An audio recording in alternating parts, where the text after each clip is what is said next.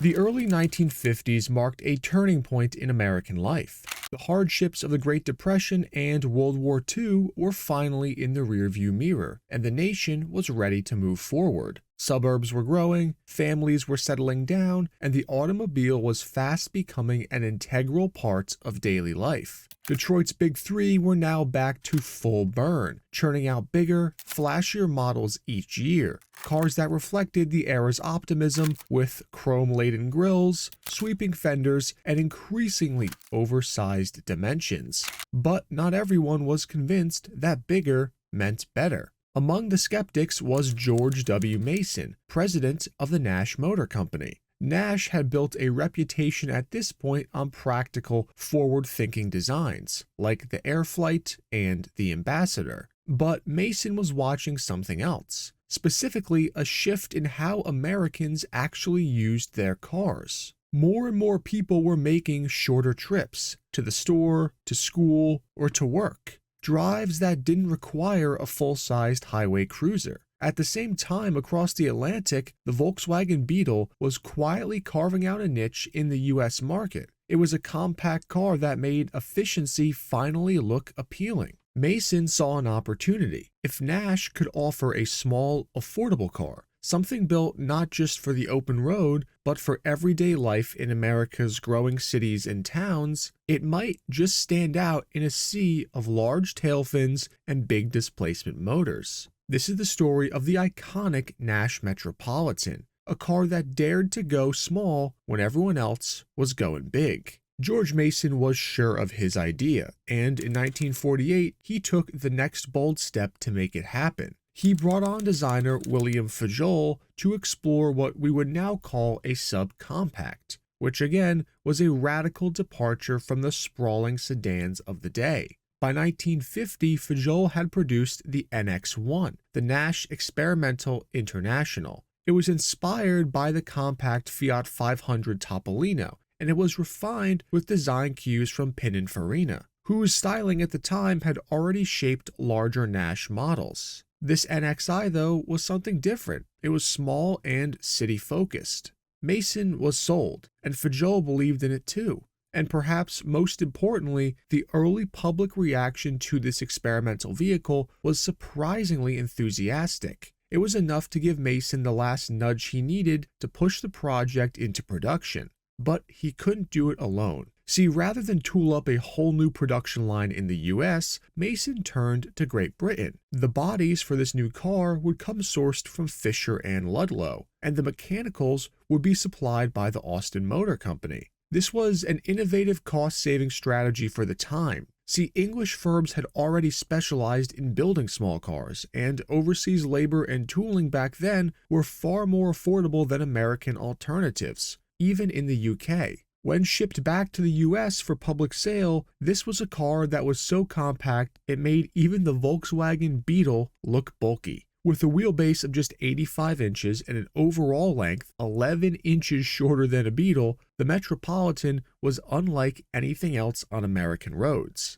If you've ever seen a first-gen Beetle, you know it's a tiny car. Now imagine this being a whole foot shorter than that car, with design proportions that make it look even smaller than a Beetle already is. Against the backdrop of chrome-laden cruisers stretching like over 200 inches long in the 50s, the Metropolitan looked positively toy-like, or as some said, like a bathtub on wheels. Still, what it lacked in size it made up for in innovation. This was not an expensive car, but the Metropolitan featured a unibody design, which was a structural choice that was rare at the time for American cars. And being tiny, it was also very light, just about 1,800 pounds out the door, and it was available in a two-door hardtop configuration or a convertible. The official launch for the Nash Metropolitan came in March of 1954, just as Nash was entering a major transition. See, that same year, Nash had merged with the Hudson Motor Car Company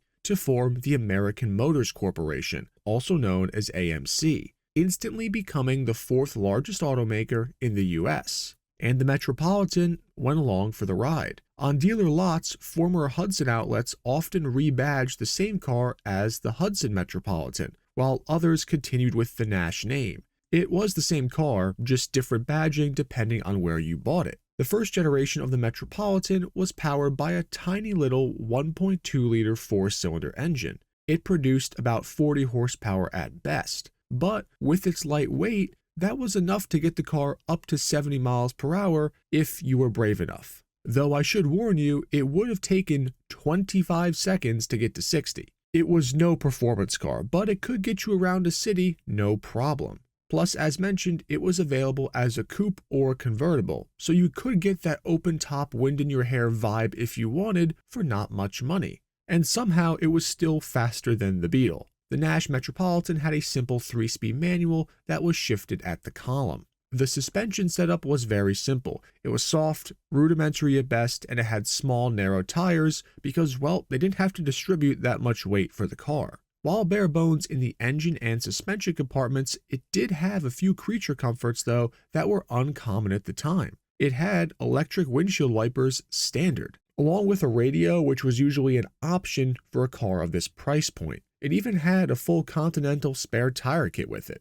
Another huge selling point of the Metropolitan was its gas mileage. While popular cars like the Chevy Bel Air in 1954 would get 15 to 17 miles per gallon in good times and more like 13 in the city, the Metropolitan could easily hit 30 miles per gallon in the city, and an official 24-hour test showed that it could reach as high as 41.57 miles per gallon at a constant 35 miles an hour, which were numbers unheard of for the time. Bejoel's design work on the car took a lot of inspiration from Pininfarina, as I mentioned, so he started with an undeniably good base, yet some critics were divided by its looks. While some people liked the smooth, subtle curves and the covered wheel wells, plus the two-tone paint variety, others said, like I mentioned, it looked like a bathtub on wheels, or like someone took a regular car and just squished it a little bit too much. Road and Track actually hated it. But compared to the flashy designs that were becoming more popular with big tail fins and bulbous extensions, the Metropolitan was more conservative. With the bold two-tone color schemes that they offered, which there was a huge variety of, I actually really like the way the Metropolitan looks.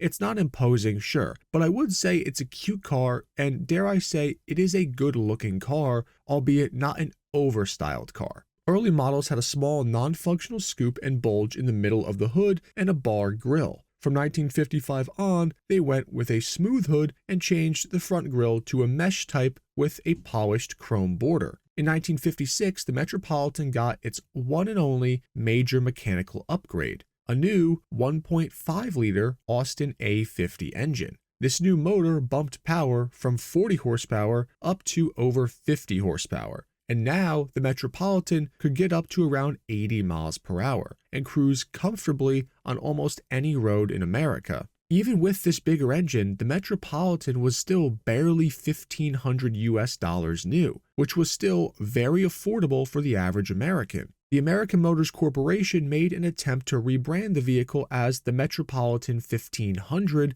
to highlight the new engine. But kinda like the initial naming conventions, this name was used inconsistently. Some ads and badges reflected it, while others didn't, leaving buyers and enthusiasts with a bit of a mixed message. That being said though, not all was great for the Metropolitan. Across the Atlantic, the Austin Motor Company, by then who was part of the newly formed and consolidated British Motor Corporation, noticed that AMC had no real plans to market the Metropolitan outside of the US and Canada. Seeing an opening, BMC received approval to produce and sell the car in the UK and parts of Europe beginning in 1956. But despite the British build, which would have been familiar to a lot of people, the Metropolitan's American-influenced design and mediocre suspension was a mismatch for the expectations of those British drivers, and sales overseas were lukewarm at best. Back in the States, the Metropolitan also soon faced serious competition. By the end of the decade, the big three were paying attention. Plymouth introduced the Valiant in 1959, and by 1960, Ford's Falcon and Chevrolet's Corvair hit the market, all a little bit larger and more powerful compact cars that came with incredibly competitive price tags. Even AMC's own Rambler at this point, which was slightly bigger, was only about $100 more than the Nash Metropolitan.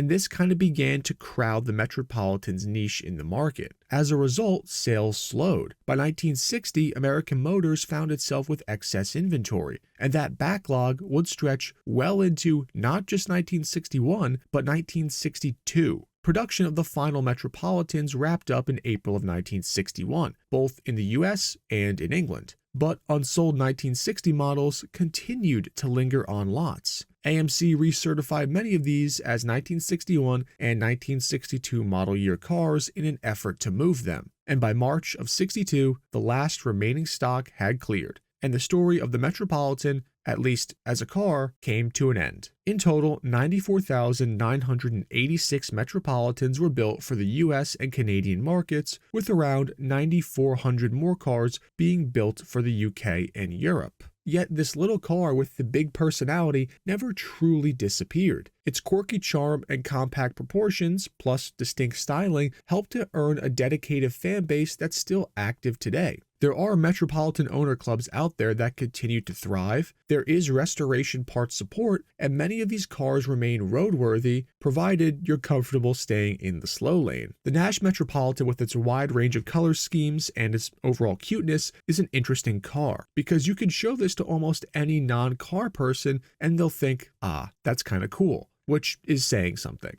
It was a symbol of post-war mobility and post-war optimism for the working class individual who wanted a car that could do what they needed it for. And it was fairly successful at what it did. And with that, we end the story of the Nash Metropolitan. Let me know in the comments down below if you've ever driven one of these or have any stories about them. I would love to hear your guys' thoughts in the comments. But as always, thank you all for watching. Please subscribe, it really helps the channel out. And as always, I will see you all in the next one, enthusiasts.